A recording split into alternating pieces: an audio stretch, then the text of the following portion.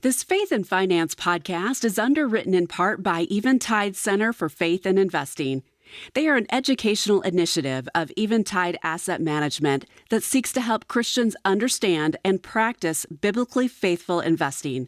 For a free list of faith-based funds from Eventide Center for Faith and Investing, visit faithandinvesting.com/faithfi. That's faithandinvesting.com/faithfi.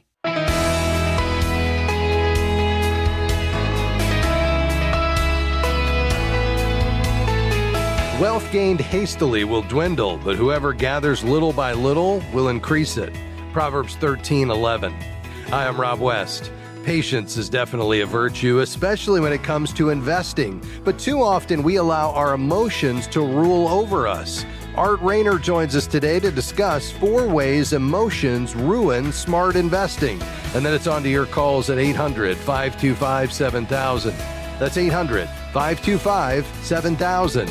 This is Faith and Finance, biblical wisdom for your financial decisions. Well, it's always a pleasure to have my friend Art Rayner on the program. Art is the author of several books on biblical finance and director of the Institute for Christian Financial Health, which certifies Christian financial counselors. Art, great to have you back. Rob, it is always an honor to join you. Art, we're talking about the ways emotions can derail wise investing, and it's really critical that people are aware of these. Wouldn't you agree? Oh, absolutely. Over and over, I've heard comments like, the market is on fire. I'm putting more money in. That's or right. The market is tanking, so I'm going to take all of the money out. People make reactionary decisions as a response to momentary gains or losses in the stock market, and they are rarely smart decisions. When it comes to investing, emotions are your enemy. Allowing emotions to guide your investment decisions will most likely lead you to buy high and sell low, never creating the gains necessary to build a solid retirement fund. Yeah, and no doubt you want to buy low and sell high. So that would be the opposite of what you want to do. So let's look at 4 ways you've identified that emotions ruin smart investing so folks don't fall into the emotional trap. What's first? Yeah, first, emotions are often focused on the present, not the future. Now the present matters, but usually we are so consumed with the day-to-day market volatility that we miss the big picture. We're not investing for today. We're investing for the future. Yeah. When you keep your eyes on the future, bumps in the market seem, less dramatic. So limit emotional decision-making by focusing on the future. Yeah, that's great advice. And perhaps turning down the noise of the world through the 24-hour news cycle might help. What's the second way that emotions ruin smart investing? Yeah, that would be allowing fear to take over, usually during a down market. When the market heads south, we are sometimes suddenly filled with fear. But making fear-motivated investment decisions rarely results in a sound, thoughtful decision. We saw this in 2008. As the market plummeted, individuals pulled out of the market, swearing that they would never invest again. Of course, most of those people probably would now agree that their decision was not the best. During a down market, fear is often your worst enemy. That's right. And as you well know, your steady contributions actually buy more shares when the market's down. So who wants to buy at the top all the time? All right, what's next? Next, we can be overconfident during an up market. Whereas fear can hurt you during down markets, overconfidence does the same during up markets. We saw this right before the dot-com bubble burst in 2000. We could look back on 2020 and point out something similar. Markets moving upwards can lead people to view the market as free money. Individual investors who have no idea what they are doing start purchasing riskier investments. Those who were never in the market before suddenly jump in, not wanting to miss out on making an extra buck. Overconfidence fills the market and creates the opposite effect of fear. However, the result can be just as devastating. Yeah, that makes sense. All right, we have time for one more way emotions can ruin smart investing. Yeah, it's feeling regret when you look back on past investment decisions. While regret can help us make better investment decisions moving forward, we must be careful not to overcorrect, but regret can lead us to do just that. Yeah, no doubt about it. The Bible says that saving is wise, so we need to be wise and invest for the future, but not let emotions determine our investment decisions. All right, Art, we've got just a few seconds left. Tell us about the Certified Christian Financial Counselor. Yeah, so the Certified Christian Financial Counselor helps individuals and couples get out of debt, create a budget, start saving for the future, and they can be found by going to christianfinancialhealth.com, and then right up at the top, you'll see a tab that says Search CERT CFC. If you click on that, you'll be able to find one in your area or find one that you can meet via video. Folks, I can't encourage you enough to reach out to a certified Christian financial counselor. Again, you can do that at christianfinancialhealth.com. Art, great to have you with us. Thanks for having me. That's Art Rayner, director of the Institute for Christian Financial Health. Again, check them out at christianfinancialhealth.com, where you can find a CERT CFC. Back with your questions after this.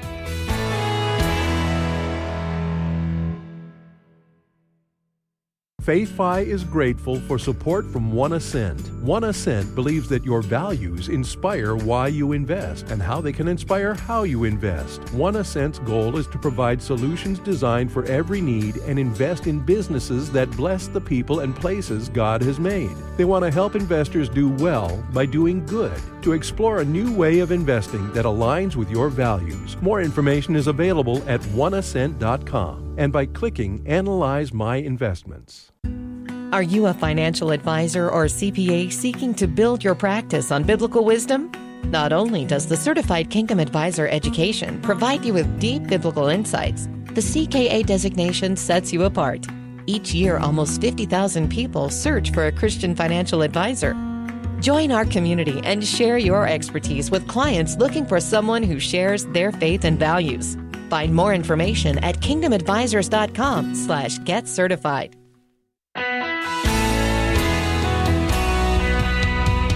Great to have you with us today on Faith and Finance. FaithFi 4.0 is out. Now you might be saying, well, I didn't know there was a FaithFi 1.0. No, FaithFi is our app that, think about it like encouragement in your stewardship journey in your pocket. That's right. It goes on your smartphone, and it's there to bring you encouragement and hope, to give you access to the best content in biblical finance, a community where you can post a question, get an answer, but also our money management tools. And in particular, right now, we always need a budget, but that point is made so much clearer in the midst of high inflation. When a basket of groceries is up 21%, the same basket of groceries over the last 3.5 years, and we're feeling it in our insurance and homeowners premiums, and everything's higher. I just got my property tax estimate from the county this week. It's about 20% higher than it was last year. I mean, prices are up across the board. How do you stay on track and live within God's provision and still accomplish your goals, which requires that you live on less than you earn, so you have something called margin to fund those goals? Well, it requires that you have a spending plan. And I find the very best way to manage that spending plan is not to put it on paper and stick it in a drawer, but actually have a system to control the flow of money in and out.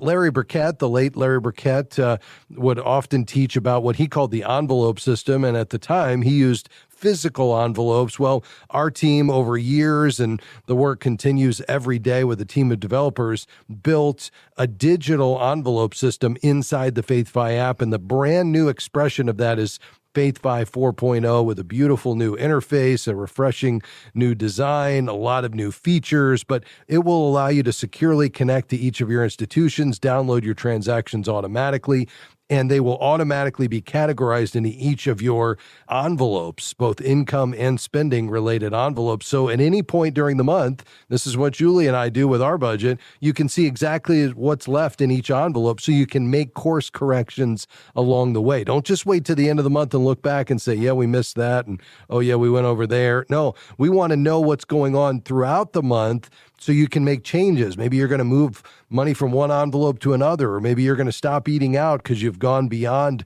what you have in that particular envelope until the next paycheck comes in. Well, that's what you can do in the FaithFi app. If you want to download it today, again, a brand new version out this week, and our users are loving it. You can just head straight to your app store, Google Play or Apple, and search for FaithFi.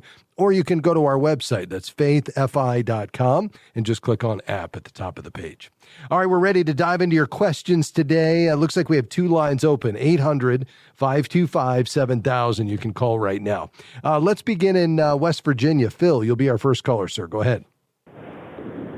Yes, sir. I have left a job last August, and I have like $100,000 in a 401k, and of course, the new job I have has a pension and a 401k, and I'm just trying to figure out what's the best option for that money, to leave it there or move it to the new job or put it in an IRA or.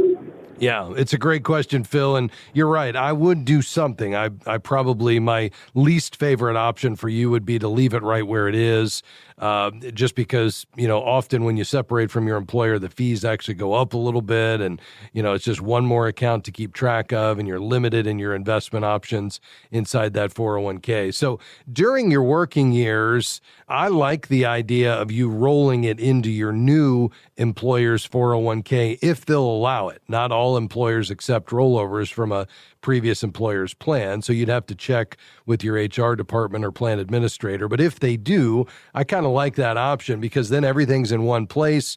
It's one account to keep track of. You can make sure the investments are allocated appropriately for your age and risk tolerance. And then you just have to decide, okay, what investments inside this new plan are going to be most consistent with my goals and my values and so forth, whether that's a life cycle fund. And by the way, if you're going to use one of those, I would tend to select a target date that's a little bit further out from your actual intended retirement date, just because I find that those tend to be on the more conservative end. And with folks living longer these days, I think we need to keep a little higher allocation to stocks, even in that retirement season of life, to outpace inflation. But all that being said, I think that would be my first choice. Apart from that, I would roll it to an IRA. Now, how much do you have in that old 401k roughly?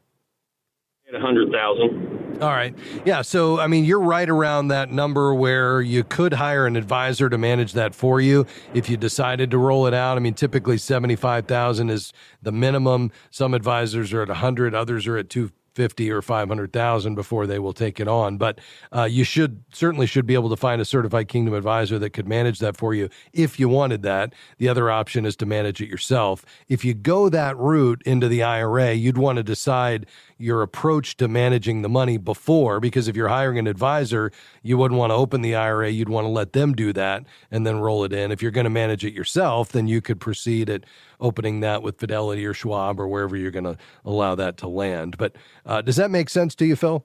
Yes, sir. Yeah, it definitely does. Okay. Any follow-up questions on that? No, sir. The only thing that my new employer, if they do allow, their 401k is managed by T. Rowe Price. I don't know with them if I have much control of trying to find areas that I want to allocate my money that lines up with my Christian values. I don't know if you have much experience in knowing if that's normally with that particular company, if that's where you could have faith-based places to put your money.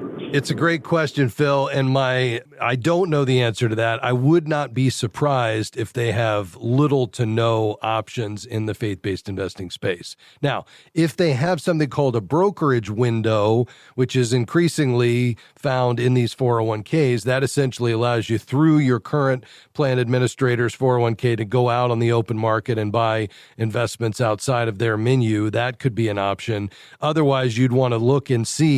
And you could go to our website at faithfi.com, click on the show, and see among our sponsors like Guidestone and Eventide and One Ascent and the others, if any of those fund families are on the platform. If not, that could be a reason why you'd want to go out to an IRA. And when you search for a CKA, make sure you choose one that offers faith-based investing at faithfi.com. Let's go to Lakeland, Florida. Hi, Susan. How can I help? Hi. I'm wanting to assign a power of attorney, but unfortunately, I don't have a family member that I can ask. What do you recommend? Yeah, so if you don't have a trusted family member or friend, Susan, to appoint as your power of attorney, you can hire a professional to serve in that role. Typical options for that would be an elder law attorney or an estate planning attorney. that can be appointed as power of attorney for finances and legal matters. There will be a cost to that, but you might start with the person that drafted your will or other estate-related documents. It could be a financial advisor that's willing to serve in that capacity. There are also care managers with either, nursing homes or a social work background that can serve as a power of attorney for healthcare directives. And so, this would be a geriatric care manager. But it's not unusual for an elder law attorney to act as both the financial and the healthcare power of attorney. And so I would perhaps, if you're looking for someone and you don't have that friend or family member that the Lord has called to your mind to serve in that role, then I would reach out to a certified kingdom advisor in your area on our website at faithfi.com, and then ask for a referral to an estate planning attorney who shares your values as a believer. And then, perhaps you put somebody in that position in more of a corporate role. Does that make sense, though? Yes, it sure does. Yes, thank you. Thank you. Appreciate you. All right. Thank you. You're welcome, Susan. May the Lord bless you. Back with more questions right after this. Stay with us.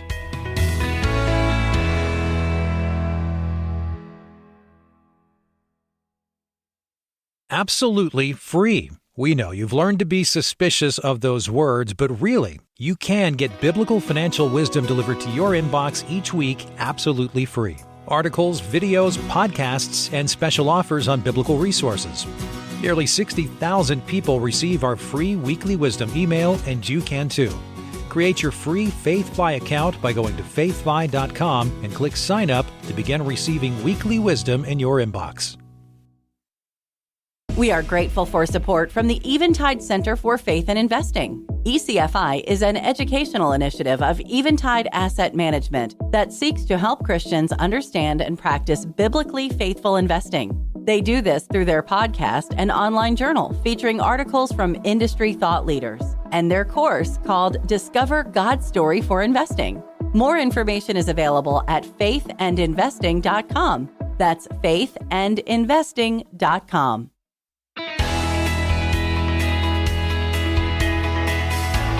It's great to have you with us today on Faith and Finance. We're taking your calls and questions today. We're going to head back to the phones. We've got, looks like just 3 lines open, 800-525-7000. Let's go to Chicago. Hi, Christine. How can I help you? Yes, I wanted to say thank you for your program. I have a question. I have a trust and a will, and I need to do some updates. And I went to an attorney, and, a lot of the language is difficult to understand sometimes if you're not an attorney. But when they were finalizing things, they put themselves on as a trust protector. And I'm not sure exactly what that is, and I'm not sure if I should move forward with them making the amendments because they didn't really explain what that was, and they just put themselves on as trust protectors, their firm. Yeah, very good. Well, here's what I would say. First of all, I'm not an attorney, and so I think, asking that question to the estate planning attorney to get them to explain that to you would be important. But what I will tell you, Christine, is that it's not uncommon. So this is basically just the overseer of the actions of the trustee. Now, why would you want that? Well, this is going to reduce the possibility that a trustee, the person you named in the trust to carry out the trust at the appointed times, if you're incapacitated or at your death and so forth, it's going to reduce the possibility that that trustee would not live up to their fiduciary duties, the responsibility they have to carry out the objectives of the trust. What could that look like? Well, in a drastic sense, it could prevent embezzlement. So if somebody were to, fraudulently take advantage of the situation, if the trustee withheld distributions from beneficiaries, if they misused the trust's assets or neglected to manage the trust, that's where the trust protector could then step in and say, wait a minute, you're not doing things the way that they should be done, or you haven't released funds as you were supposed to. You need to get that done.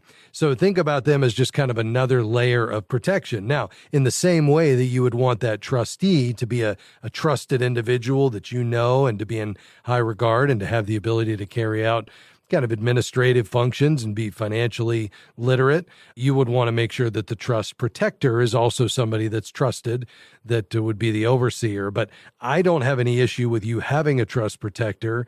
And I would say if you want to know whether it's necessary or even required, you could talk to the attorney in greater detail. Does that make sense, though? Yes, it does. And I appreciate that insight. Thank you. Okay. Thank you for calling, Christine. I'm delighted to hear that you're getting your estate in order, and if we can help you further along the way, don't hesitate to reach out. Let's go to North Carolina. Hi, Victoria. Thanks for calling. Go ahead. Hi. I had a quick question. So I'm in sales, and I had some very slow months, January, February, March, and May, and I have a sale coming up in June. I'll be paid in 2 weeks. Anyhow, my question to you is, I had to borrow money from family members, mother, brother, and some friends to pay mortgage and bills for my family. So when I get paid, I would just have enough to pay people what I owe them and get caught up. But if I tithe, I'll be having to borrow money again till my next paycheck. So What is the right thing to do? I want to honor God with my finances, but if something happened to me and I were to pass away or be in the hospital, I would owe people money, and then my kids would be affected. I'd feel so embarrassed. What is the right thing? Yeah. Well, I appreciate that, Victoria. And obviously what we need to work toward is getting your lifestyle expending right-sized so that we can live on. And I realize being in sales with kind of varying incomes and commissions and so forth is challenging. So I'm not minimizing that. I think the idea, the big picture is, and I'll get to your specific question in a moment, is to look back maybe over the last 12 months and say, okay, given the seasonality of my business and the ebbs and flows of when I receive income, what is a conservative monthly amount that I can build my budget on? And can I rein in spending to that number? And I realize that's harder now than ever with inflation, and groceries are up 20%. Everything's more expensive. I get that. But could I rein my spending in for a conservative average? And then in the months that are higher, I put money into savings. In the months that are lower, I pull out of savings. But I kind of put myself on a salary, so I'm getting a consistent amount every month, and it smooths it out over a 12-month period. Second thing is you've got to have a control mechanism, and that's where maybe the FaithFi app could help you in terms of having an envelope system and a plan for that. And so I would, really take a hard look at that. And also, we really need an emergency fund. And I realize this is easier said than done, but once we get past this current kind of situation, we need to start even just $25 a month going into savings so you've got something to fall back on when the unexpected comes. Now, with regard to paying back debt and giving, both are priorities in Scripture. And so one is not better than another. We just want to have our heart posture right, which you clearly said, I want to honor the Lord with His resources. That's great. Should you make good on your debts? Absolutely. Should you give to the Lord? Absolutely. How do you work that out in the midst of your current reality? Well, what I would say is, don't ever stop that giving muscle. So I would continue to give as unto the Lord cheerfully and as an act of worship, not an obligation. But, do something every month, and I would do it even systematically, a percentage-based gift. But maybe today you're not at 10%. Maybe you're just giving something to continue to give as unto the Lord, so we don't have to stop and then restart. But maybe you are prioritizing right now, when you're about to get this larger sales check, getting those debts paid back or at least paid down, and continuing to give at the same time. But maybe it's not at the level you'd like to be and will be once you get beyond kind of this current crisis, if you will, of being underwater. Does that make sense? Yes, completely. And I need to change some things so I'm not in this situation again. Like you said, have savings, plan better, make better decisions. So thank you. Absolutely. And let me just say, Victoria, don't be hard on yourself. I mean, we've all been in this situation, and it can be difficult. And this is a difficult season with inflation where it is. And you've got a challenging situation just in terms of being on a sales commissionable job. I realize that can be really difficult, but you can get through this. And by the way, if you could use some help in getting all that set up, I'd be happy to cover the cost of a certified Christian financial counselor working with you to put that budget in place. Would that be something you'd like to take advantage of? Yes, thank you so much. Okay, Thank you I'd be happy to. Well, listen, let's do this. Victoria, you stay on the line. We'll get your information. I'll get a certified Christian financial counselor in touch with you. They'll work with you remotely just to get that budget set up, help you get everything in order. We'll pay for it. It's just our gift to you. And let's see if we can get you pointed in the right direction here. Hey, God bless you. And thanks for calling today. The Lord sees your heart's desire to honor him. I'm confident of that. That's going to do it for us. Let me say a big thanks to my team today. Certainly couldn't do this without them. Handling our phones today was Adam Suddeth. Producing and engineering today, Mr. Devin Patrick. And providing me with great research today and just helping navigate the program is Jim Henry, my partner in crime here on Faith and Finance. Thanks to you for being along with us today, and we'll look forward to having you back tomorrow. God bless you. Bye-bye. Faith and Finance is provided by Faith Fi and listeners like you.